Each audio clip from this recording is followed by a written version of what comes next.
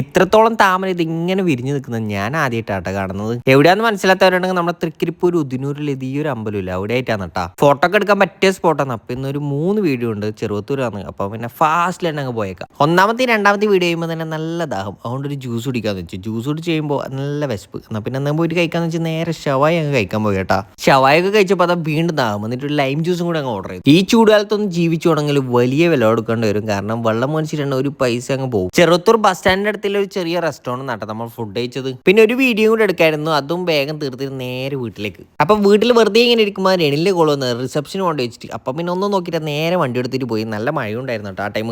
ആണ്ടാങ്കോൾ നമ്മുടെ കുഞ്ഞുങ്ങളത്തെ ഏറ്റവും വലിയ ഗുണ്ടേനെയും കൂടി കൂട്ടിയിട്ട് നേരെ റിസപ്ഷൻ അടുത്തേക്ക്. സരീഷിന്റെ ഓളൊക്കെ ഇവിടെ നേരത്തെ വന്ന് നിൽക്കുന്നുണ്ട്. പക്ഷെ തിരക്കേണ്ട അവർക്ക് ഫുഡ് കിട്ടിയിട്ട് പാവങ്ങൾ നമ്മളപ്പുറം തന്നെ കഴിക്കണ്ടോന്നു. അപ്പം പിന്നെ അധികം വെയിറ്റ് ചെയ്യാണ്ട് നേരെ വന്ന കാര്യത്തിലേക്ക് അങ്ങ് നടത്തി നേരെ വീട്ടിലേക്ക്. നല്ല മഴ ഉണ്ടായിരുന്നു കേട്ടോ പോകുമ്പോൾ. പിന്നെ ഈ വീഡിയോ ആണെന്ന് എല്ലാവരോടും എനിക്ക് ഒറ്റ കാര്യം പറയാമല്ലോ. നിങ്ങൾ ഈ പേജ് ഫോളോ ചെയ്തിട്ടില്ലെങ്കിൽ ഫോളോ ചെയ്ത് വിടുക. കാരണം നിങ്ങൾക്ക് വലിയ കാര്യമൊന്നും ഉണ്ടാവില്ല, പക്ഷെ എനിക്ക് വലിയ കാര്യമായിരിക്കും.